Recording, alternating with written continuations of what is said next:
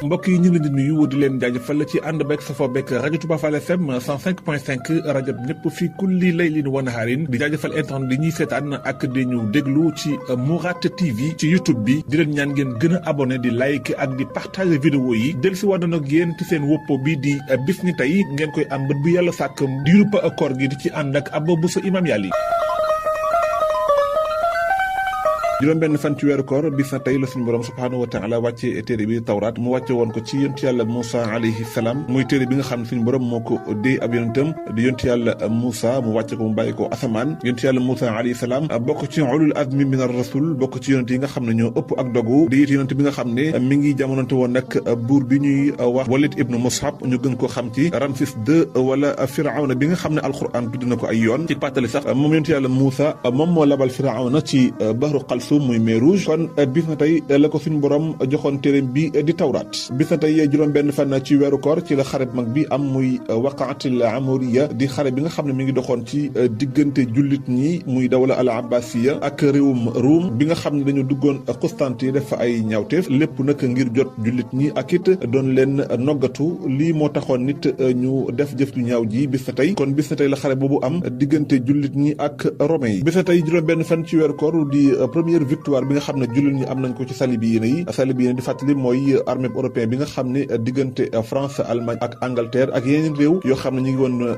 biir Europe ñoom ñoo defoon coalition ngir dal ci kaw jullit ñi ñu xeex ak jullit ñi lu ëpp juróom-ñeenti yoon luñ kon ñoom jullit ñi ñi ngi njëkk am ci ñoom victoire bi sa tey juróom-benn fan ci weeru koor atum 532 yemook 17 mai atum 1138 boobu sax ku ñuy wax Imaduddin Zanki moo nekkoon généralu jullit ñi bokk ci état al ayubiya te fa nga xam ne moom mooy xàll ba nekk ci bëj gànnaaru Saam ginnaaw boo xam ne tubaab bi njëkk nañu attaqué jullit ñi muy alxamlatu asalibiya al ula ba nangu ab xaaj bu mag ci réewum Saam nekk noonu ay île ci diggante atum 489 ci gàddaay gi yemook 169 jàpp atum 488 ci gàddaay gi yemook atum 1105 ñoom tubaab bi ginnaaw bi ñu nangoo xaaj boobu nag ci la ñu sos ay imarat séddale ko muy Ruuxa Antakiya Trablus ak Baytul Muqaddas muy Jérusalem lii nag jullit ñi dañoo gisoon ne fekk tubaab bi ñi ngi am accès ci dig-digal boobu dana leen mën a yàqal lu bari moo tax ñu jaajuwaat dal ci seen kaw Imaduddin Zanki daal di amal xeex boobu ba ni mu leen gagné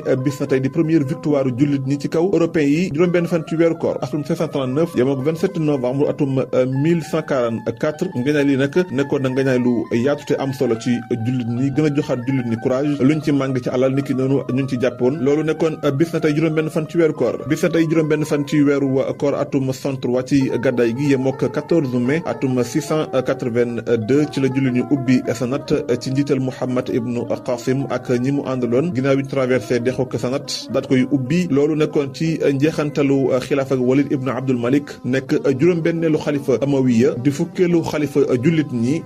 ginnaaw boo xam ne dem nañ fi ci atum 44 ci gàddaay gi amal fa ay ubbite ba ubbi fa lu mel ni Buufaan Xiiqaan ak Dayil boobee la Walid ibnu Abdul Malik daal di jël xilaafa gi jël ki nga xam ne mooy Hajjaj ibnu Yusuf Ashaqafi ak Muhammad ibnu Qasim al-Baghawi ñu dem ca réewum Inde amal fa liggéey bu rëy ci atum 98 daal di koy gaw ba niñ ko ubbee tabax fa ay jàkka loolu nekkoon bis na tey juróom-benn fan ci weeru koor mu ngoog mu nekkoon seen wopp bis na tey ñi ngi leen di jaajëfal lu baax di leen dikk daje ëllëg ak jàmm amuñu seen fay yéen ñi topp bis na tey yàlla na yàlla fay musal leen ci ay